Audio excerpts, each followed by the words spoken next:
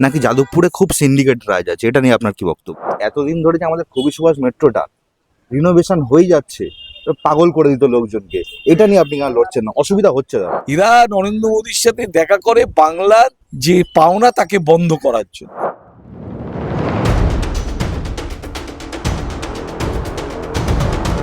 নমস্কার, আমি জিৎ, যুগান্তর নিউজে আপনাদের স্বাগত। আজকে আমরা এসেছি যাদবপুর এলাকায় মিস্টার দেবব্রত মজুমদারের সাথে কথা বলতে। চলুন সরাসরি তার সাথে কথা বলে নিই। নমস্কার। নমস্কার। অরূপ বিশ্বাস বাবু বলেছেন যে উনি এবার জিতলে টালিগঞ্জের ওয়ার্ডটাকে মডেল ওয়ার্ড তৈরি করবেন। আপনি জিতলে যাদবপুরটাকে কি তৈরি করতে চান? সবাই তো তার বিধানসভা ক্ষেত্র সুন্দর করে তৈরি করতে চায়, আমরাও তৈরি করেছি। আরো যা যা কাজ বাকি আছে, যে সামনেই দেখুন না খালটা কাটা হয়েছে, সুন্দর করে খালের চারিদিকে রেলিং দেওয়া হয়েছে। তো আমার পৌর প্রতিনিধি এবং আমি মিলে করেছি। এই ওয়ার্ডে দুটো বুস্টার পাম্পিং স্টেশন পানীয় জলের কাজ চলছে।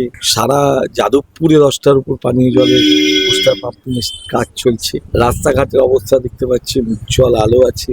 জলাশয়গুলোকে আমরা সংরক্ষণ করেছি, আলোর ব্যবস্থা করেছি। যেরকম পুরো পরিষেবা এবং রাজ্য সরকারের যা পরিষেবা সব মানুষের কাছে পৌঁছে দেয়, সুন্দর যাদবপুর তৈরি করে দেওয়া আমার লক্ষ্য। আগের বছর আপনি 38,800 সামথিং দিয়েছিলেন, 39ই ধরলাম। এসআইআর এ অনেক নাম কাটা গেছে, গুগলে বলছে 47 থেকে 52 প্লাস 5,000 বলছে, আরো এডুকেশনে আছে। এবার কি এতটা ক্লিন সুইপ হবে? দেখুন, যাদবপুরে সাধারণত ভোট পড়ে 63%।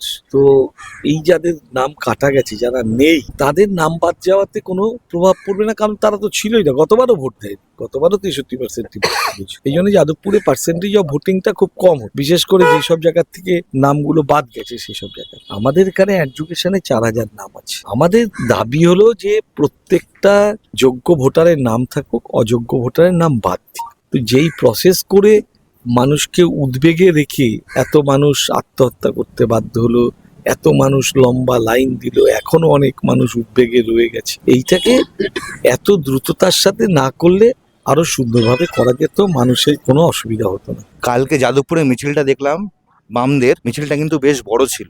যদি আমি আপনার জায়গায় থাকতাম, মাথায় চিন্তার ভাঁজ কিন্তু একটু হলেও হতো। তা আমার কোনো চিন্তা নেই, কারণ এই জন্যই যে যাদবপুরে 2021 সালে সুজনবাবু সে বিরাট মিছিল করে 39,000 ভোটে হেরেছে। 24-এ আস্তে আস্তে বামেরা যাদবপুরে এখন তৃতীয়তে পরিণত হয়েছে। আপনারা যদি জানেন, বিগত লোকসভা নির্বাচনে যাদবপুর বিধানসভা ক্ষেত্রে বামেরা তৃতীয় পরিণত হয়েছে। আমরা চাই বামেরা ভোটটা ধরে রাখে। কেন? কারণ একটা বড় টেন্ডেন্সি দেখা যাচ্ছে যে বামেদের ভোট রামেদের মধ্যে শিফট হয়ে যাচ্ছে। মিডিয়াতে ঘোরাফেরা করছে, সূত্রের খবর, আপনি উত্তর নাও দিতে পারেন, যে কিছু কিছু আপনার কাউন্সিলরই আপনার এগেনস্টে ভোটে প্রচার করছে। সেরকম কোনো কাউন্সিলর নেই আমার জানা, সেরকম কোনো। যাদবপুরে আমরা একটা টিম, সমস্ত কাউন্সিলররা প্রচার করছি। আজকেও আমি সকালবেলা 99 প্রচার করেছি, রাত্রিবেলা 109 প্রচার করেছি, 105 কালকে সকালবেলা প্রচার করেছি, আজকে রাত্রে 104 প্রচার করছি, আবার কালকে অন্য ওয়ার্ডে প্রচারে যাব, 101 যাব, 102 যাব, সব ওয়ার্ডে কাউন্সিলর। আমাদের এখানে কোনো বিভেদ নেই। কেউ কেউ কনকক্টেড কিছু খবর চালাবার যদি চেষ্টা করে, তারা চেষ্টা করতে পারে, আমাদের কিছু যাবে আসবে না। যাদবপুর একসাথে আছে, সবাই একসাথে থাকি আমরা, সুতরাং আমাদের এই নিয়ে কোনো চিন্তা নেই। বিজেপির বক্তব্য, ওরা বলছে যে আপনাকে নাকি মানুষের পাশে পাওয়া যায় না। কিন্তু আমি একটা আমার পার্সোনাল এক্সপিরিয়েন্স বলি, আমি আপনাকে রামগড় বাজারে 3টের সময় দেখেছি, এবার 2:30 থেকে 3টের মধ্যে হতে পারে। আর আমি যখন আপনার জল জমেছিল, আমি আপনাকে পাটুরির পালকিতে দেখেছি ব্যাংকটাকে গুটিয়ে। তাহলে বিজেপি যে এটা বলছে, এই বলাটার অর্থ কি? বা যদি লোক জানে তাহলে বলে কি লাভ? বিজেপি বলতে হবে, ওদের বলার অনেক কিছু আছে, কিন্তু এগুলো বলে লাভ নেই আমার মনে। বিজেপি দুটোই হাতিয়ার, মিথ্যাচার আর কুৎসাচার, এই দুটোই করছে। আমি এখানে 2000 সাল থেকে কাউন্সিলর, 96 নম্বর, আর প্রতিবার কাউন্সিলর নির্বাচনে আমি প্রথমবার 89 ভোটে জিতেছিলাম। তারপরে যতবার দাঁড়িয়েছি কাউন্সিলর নির্বাচনে আমার ভোটের সংখ্যা 10 গুণ 15 গুণ করে বেড়েছে। 2021-এ আমি এখানকার বিধায়ক, তখনও 39,000 ভোটে আমি জিতেছি। মানুষ ওদের কথায় ভরসা করে, কারণ মানুষ আমাকে দেখতে পায় একটা স্কুটি নিয়ে সারা যাদবপুরে প্রতিটা মুহূর্তে, প্রতিদিন আমি থাকি। আমি হাই প্রোফাইল বিধায়ক না, আমার সিকিউরিটি গার্ড লাগে না। আপনারা দেখেছেন, একাই আমি আমার স্কুটার নিয়ে ঘুরে বেড়াই, কারণ আমি যাদবপুরের মানুষকে বিশ্বাস করি, ভরসা করি। যাদবপুরের মানুষ আমাকে রাজনীতির প্রথম দিন থেকে দেখেছে, সুতরাং আমি যখন যাদবপুরে চলাফেরা করি, আমি আমার মতন একাই চলাফেরা করতে পারি স্কুটার নিয়ে। যাদবপুরে প্রত্যেকটা মানুষের সাথে প্রায় আমার সম্পর্ক আছে।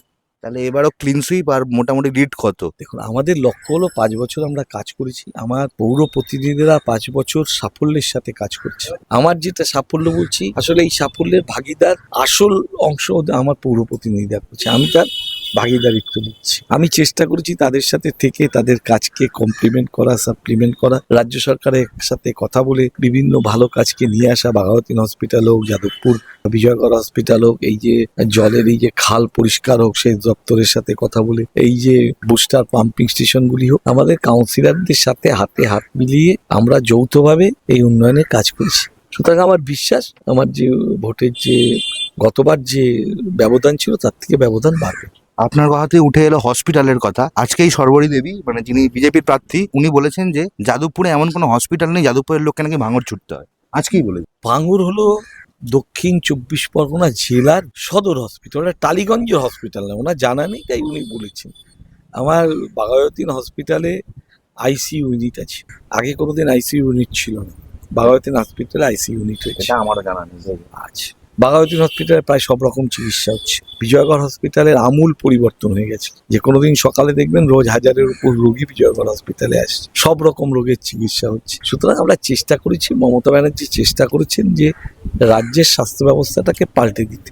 বাঙুরের পাশেই Mamata Banerjee Bangur multi super speciality hospital তৈরি করছে। এই করোনার সময়ও আমার সেখানে চিকিৎসা হয়েছে। আমাদের যাদবপুর টালিগঞ্জের সব মানুষেরই চিকিৎসা হচ্ছে। জেলা হসপিটাল কোনো বিধানসভা ক্ষেত্রে হয় না, যিনি বলেছেন এটা তার অজ্ঞতা। তার আর এক কমপ্লেন আছে নাকি যাদবপুরে খুব সিন্ডিকেট রাজ আছে, এটা নিয়ে আপনার কি বক্তব্য?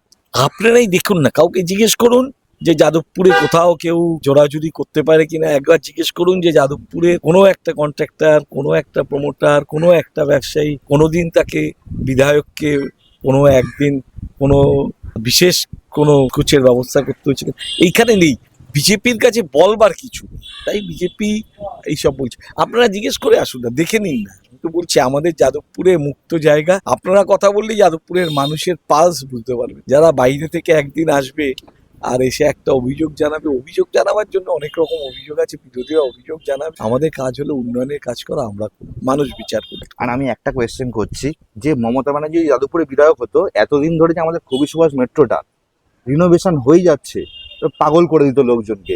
এটা নিয়ে আপনি কেন লড়ছেন না? অসুবিধা হচ্ছে দাদা। তা হচ্ছে না, দেখুন আমরা তো লড়ছি। আজকেও আমি প্রণবানন্দ রোডের পাশ দিয়ে আসলাম। কেন্দ্রে কবি সুভাষ মেট্রো, তো এই যে মেট্রো সম্প্রসারণ আপনার যদি খেয়াল থাকে, সেটা মমতা ব্যানার্জি যখন প্রথম রেলমন্ত্রী হয়েছিলেন তখন করেছেন।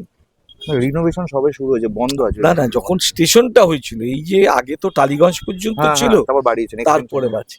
এখন দিল্লির সরকার আমাদেরকে 100 দিনের টাকা দেয় না, দিল্লি সরকার আবাসের টাকা দেয় না, গরিব মানুষের টাকা দেয় না দিল্লির সরকার। আর এই কি মেট্রো রেলের তারা তৈরি করেছিল যে কয়েকদিনের মধ্যে ভেঙে গেল। সরকার তো জবাব দিতে হবে, কেন করছে এইরকম, কেন এখনো রিনোভেশন করছে না। এটাই তো, এই জবাবটা আমার কাছে না চেয়ে এই জবাব চাওয়া উচিত বিজেপির নেতাদের কাছে। 12 জন এমপি গেছি, একটা মুহূর্তে দেখান এই 12 জন এমপি আজকে এই বিগত দিনে বাংলার অধিকার নিয়ে একবার নরেন্দ্র মোদীর সাথে দেখা করেছে। এরা নরেন্দ্র মোদীর সাথে দেখা করে বাংলার যে পাওনা তাকে বন্ধ করার জন্য। বাংলা অনেক বিরোধী দল দেখেছে, কিন্তু বাংলা এইরকম বিরোধী দল দেখেনি যারা বাংলার বিরুদ্ধে গিয়ে দরবার করছে দিল্লিতে, যে বাংলায় দেওয়া চলবে না, তাহলে মমতা ব্যানার্জি ক্যারিশমা বাড়বে। সুতরাং বন্ধ করে দাও। আপনারা শুনলেন দেবব্রত বাবুর বক্তব্য। যদি কিছু বলতে চান কমেন্ট সেকশনে বলতে পারেন। Jeet Chakraborty signing off.